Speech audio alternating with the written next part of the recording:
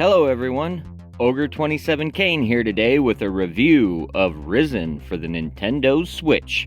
Let's do a real quick overview of what this game is and what you can expect from it. This game is an open-world action RPG, much in the same vein as Skyrim or Zelda Breath of the Wild, but a little closer to Skyrim. This game originally came out on the Xbox 360 and the PlayStation 3. It's kind of an old RPG, and you definitely feel the jank in it, but don't let that discourage you or turn you off towards checking this game out, because it's still one of a kind, and I really enjoy it. So sit back and enjoy this review. There's lots to do. There's definitely a lot to explore.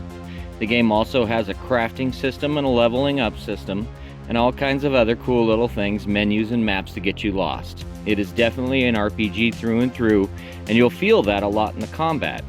But once again, this game is one of a kind, and you really have to get into it to figure it out. I recommend giving this game a good solid 2 to 5 hours before you really pass judgment on whether or not it's something you want to play.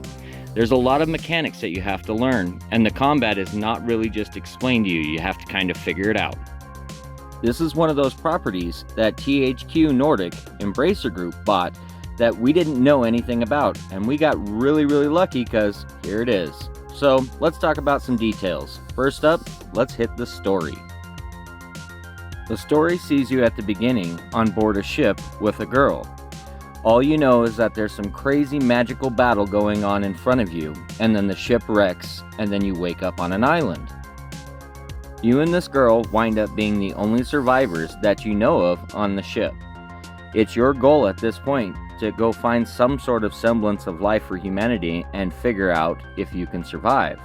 The girl opts to stay behind, and you find a fellow human being who says he will go back and check on her. Then your adventure begins. At this point, you have the choice of going to the bandit camp and joining the Dawn, or going to Harbor Town and helping the Order. The choice is really up to you, and there's not a giant deviation in the story. The game is cool enough to let you do both stories simultaneously if you're good enough, so it's definitely a reason to play it back through.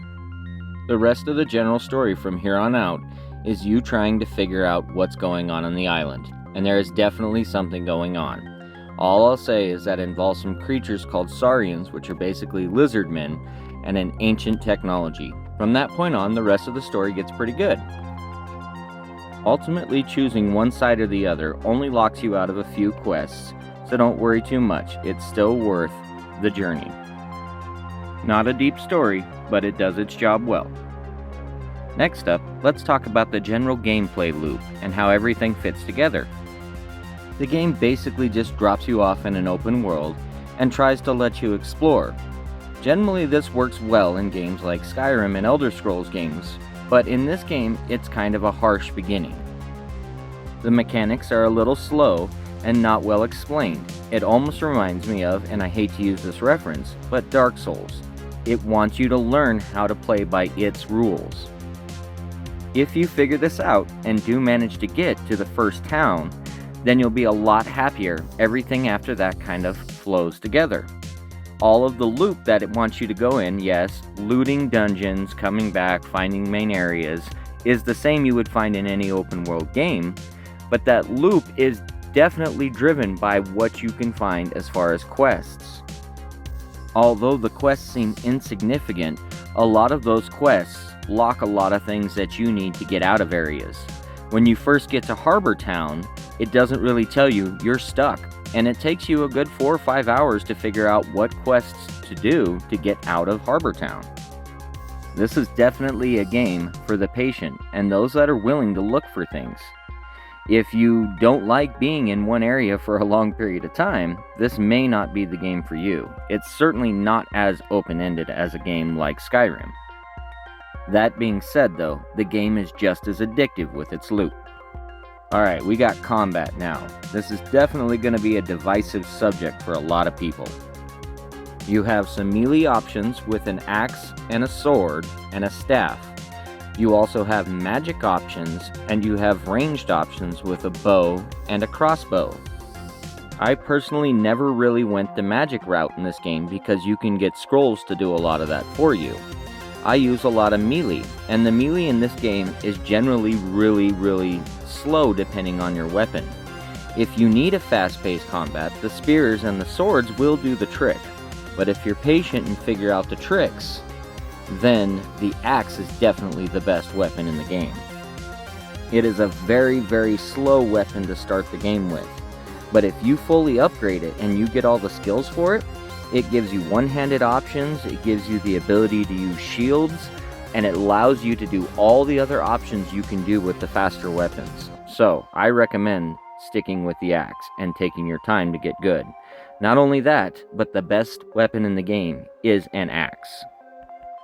If it's just too slow and too clunky to start out though, the sword and the spear are definitely fun weapons to play with. The game's not too difficult or punishing to where you can't use these weapons.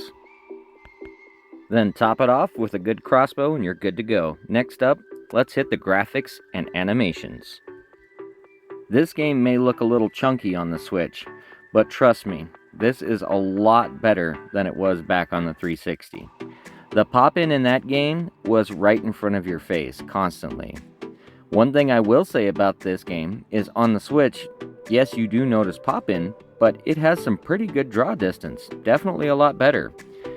I don't know if it's optimized any better for the PS5 or the Xbox Series, but it certainly is an upgrade from those original versions.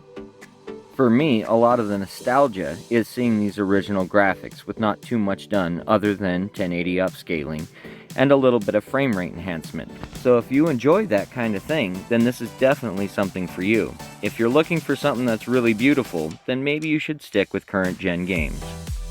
I want to say the game runs at 30 frames a second, but I know that's not always true. There are certainly a lot of frame dips, but none of them that really impacted me a lot.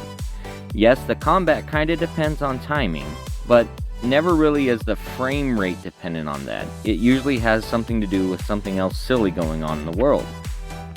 The physics in this game are a little bit funny, and it will definitely make you wonder when you see some things like people walking off of ledges and into walls and sleeping upside down, and when you bounce off a wall when you're dropping off a corridor, but none of that really seems to impact your experience. Next, let's hit the controls. The game has a lot of options for customization. It lets you change the button layout, and it certainly lets you change the sensitivity as well as inverting your axis. Personally, I just stuck with the basic controls. They seem to work pretty well for the game, and it was fairly well thought out for what it offers. The game doesn't have a lot of really fast events that require you to jump all over the controller. So for what it is, it does well. It feels like an old school RPG, but if that's what you're expecting, then that shouldn't bother you. No, it's not going to be really reactive or hypersensitive, but that's not what they were going for in this game. It almost has that roll the dice feel to every one of your actions. As with everything else in this game though, it really depends on you just taking your time to get to know the controls and get comfortable with them. Everything depends on the amount of time you spend with this game. Well, with all of that stuff being said, let's hit the conclusion. Is this game worth your time? Is it worth your money? Is it worth the $35 for you to pick this up? I absolutely think it is. They did a good job porting this game, and it's fun to have the nostalgia trip. This game brings back a lot of memories. I was really into these kind of games when Skyrim and Oblivion were out, and Two Worlds and all the other games. This was a fun experience to have at that time, and really honestly something that we're missing right now. You know, I'm honestly pretty happy that THQ Nordic, Embracer Group, is doing this and bringing all these games back. I enjoyed them back on the Xbox 360, and I can't wait to see what else they bring us. This has definitely been worth the money for me, and I'd really love to see what else they have up their sleeve. Well, that's about it for today, folks. I really appreciate you. Thank you for watching this video. I upload every single Monday. These videos are a blast to make.